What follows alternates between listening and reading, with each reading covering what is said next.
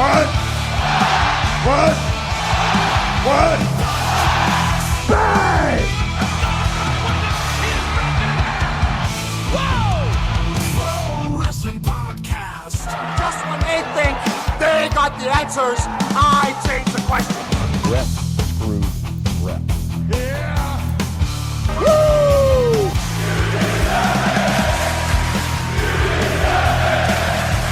Who are you to doubt El Dandy? Because this guy's a serious professional. Did he do it? Unbelievable! Too hot to handle and too cold to hold. And I am the Macho King, you savage.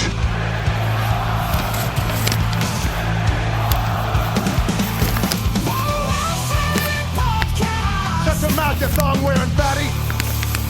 I said WWE stands for! It's me, Austin! I will never retire! Promotional consideration paid for by the following. Hey, yo, Pro Wrestling Podcast listeners, welcome to the show. We don't sing it, we bring it. Help us out and click subscribe to show your support. Hey, look, are you sick and tired of dropping $50 to $100 every year for the latest and greatest wrestling video game? You gotta stop. Put that cash back in your pockets. Save that money for something you could spend your money on, something so much more important. Instead, Wrestler Unstoppable, available totally free. All you gotta do is go to the website, app.wrestlerunstoppable.com, and start playing today. It is totally free where you get to create a wrestler, sign contracts, get into storylines, headline PLEs, even build your own corporation, all from the ground up. I'm talking divisions, championships, you name it, all included, totally free. Wrestler Unstoppable. You got to check it out today. If you're looking to become a member of the Pro Wrestling Podcast family, you want your name in the shoutouts like my good buddy John down in Texas, then pop over to our Patreon page at patreon.com/Pro Wrestling Podcast. Sign up today. We do have a loyalty rewards program. If you contribute $15 a month, you get to co-host a show with myself. $7.50 a month, you get entered into a drawing to also co-host an episode with me. I'd love to do that, so feel free to check that out. And if you would like to get some comments, questions, things you want me to touch on in a future episode, the best way to do that is to contact me through the Pro Wrestling Sound Off line at 267-642-1160, and I will get to those in a future episode. In the meantime, welcome to this episode of the Pro Wrestling Podcast. We got lots of things going on in the world of wrestling today. This episode in particular, we're going to focus on one of the big stories of the week, talking about Bayley. Bayley, the conversation about whether or not her contract, which is officially been announced to be expiring in October, and whether or not she's going to re-sign with WWE. And I think everybody has their suspicions that she's going to AEW, and I understand that. I love the fact that this week she was trolling a bit. She put out a training montage, and she had a caption in the training montage that said, "All or nothing, baby." And, you know, is it a shout out to AEW? Is it implying that next year's big show, one of the big shows, that she'll be there? Is it implying that she'll be at All In or All Out this fall? I don't know. If her contract is up in October, putting out stuff that references All In or All Out is kind of crazy to me. As a matter of fact, the song that she used during the training montage, which, by the way, you were able to see her training with a lot of different people in this training montage, including Mercedes Moné. But the song she chose was All In.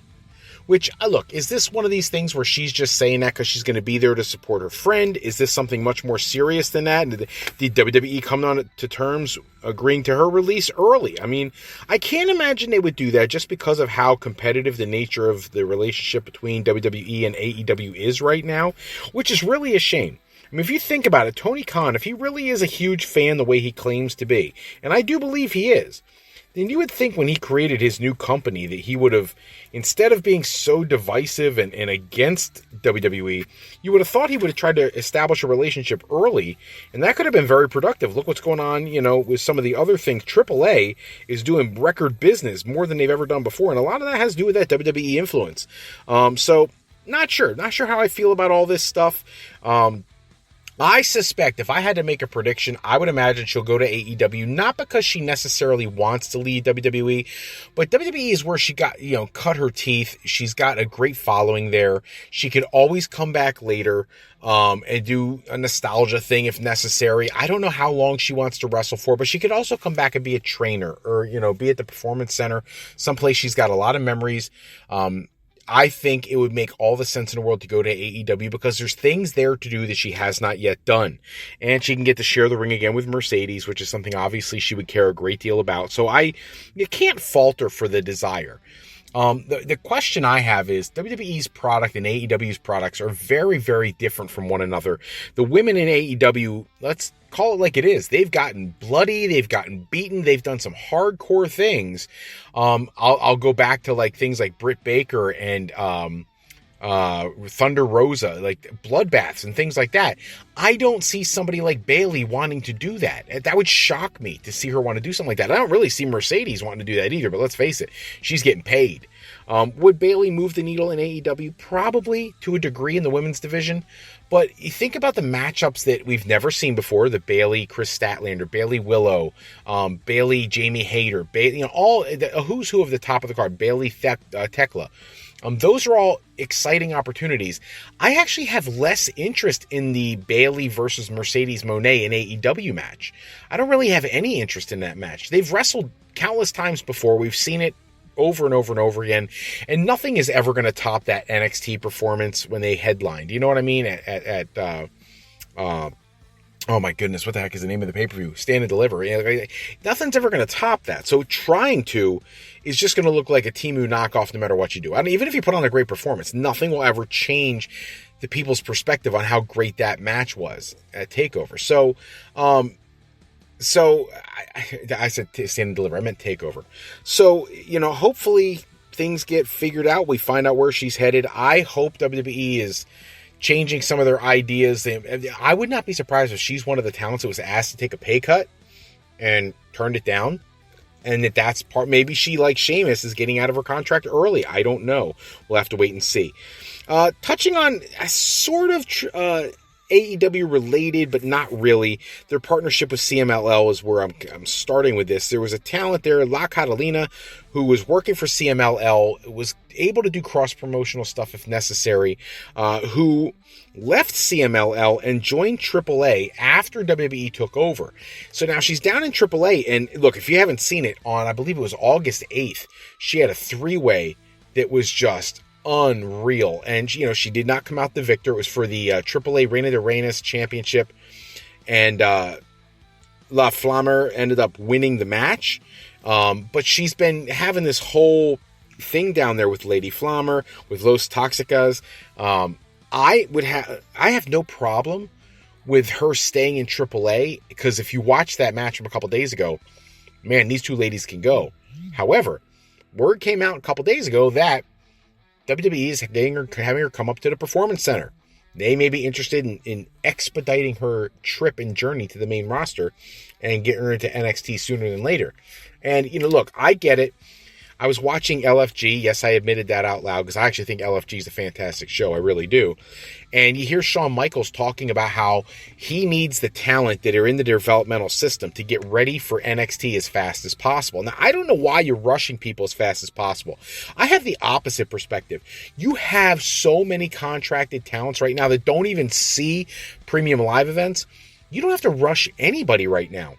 As a matter of fact, I would encourage you to bolster Evolve, bolster NXT, even do more with LFG, expand LFG a bit, than rush people to the main roster and then they get there and they don't get used properly. I don't want to see people like Ilya Dragunov and Jordan Grace sitting on the sidelines not able to do a whole lot because they don't know what to do with them, because you rush so many people to the main roster and there's only so much TV time. So, if La Catalina is on her way to NXT, I get it, I understand it, but I just hope this isn't like the expressway to the main roster. That's going to sound terrible because it's so stereotyping, but with as over as Stephanie Vaquera is with our Hispanic Latino population, they have someone who really represents that culture. It's beautiful. She's at the top of the card, and I don't want to take away from her reign by having another dominant female come in. Now, at the same time, if she is going to come in, I think she would be a great addition to SmackDown, where we don't have that same representation, and we need that. We need representation from all different styles, all different cultures on every brand and every show. But I still am concerned about what you're doing in terms of, I don't want to see them start gutting AAA's talent pool because people are getting over. Build AAA. They're looking to get a TV deal. I would not be bringing her up right now, but she will be at the Performance Center, and one can only speculate as to what that's for, and it can't be because they're not impressed with what she's done. It's only going to be because they are. Let's go switch up a little bit. Steph D. Lander, former talent in TNA, left TNA, and then signed with Produce Wrestling, and now has come out on X and declared that she will no longer be appearing for Produce Wrestling, and she is not the first one. Earlier in the week, Joey Janela and Megan Bayne both also left Produce Wrestling. Now, I apologize, I don't remember his name, but the promoter for Produce, Joey Janela, went off on this guy, shared text and tweets and all, or said he has text and tweets and things to show about how this guy spoke disrespectfully to he and to Megan Bayne. That's why they left. Steph D. Lander in her post said that she can corroborate everything that Joey Janela is saying, that this the promoter for Produce Wrestling is just not he doesn't know how to talk to people. He just doesn't get it done. And look, I'm a diehard fan of pro wrestling in all its shapes and forms. I think we need to support independent wrestling as best we can. But just because you're an indie promoter doesn't make you, Vince McMahon. You got to talk to people correctly, even if you have a tiny little company or a brand new budgeting company. And when you've already lost 3 talents in your promotion, isn't that old? And especially when there's rumors that Steve Macklin, who was like a big signee for them, is potentially heading to AEW. I'd be a little hesitant to start irritating your talent. You may cripple your company before it even gets started. And the last thing for this episode, All In London, the ticket sales. They're set for August 30th is when the show's going to take place, and a lot of people were concerned about whether or not they're going to sell enough tickets. Then it was, are they going to outsell SummerSlam and whatnot? And if we're being straight up honest, it's all in the numbers.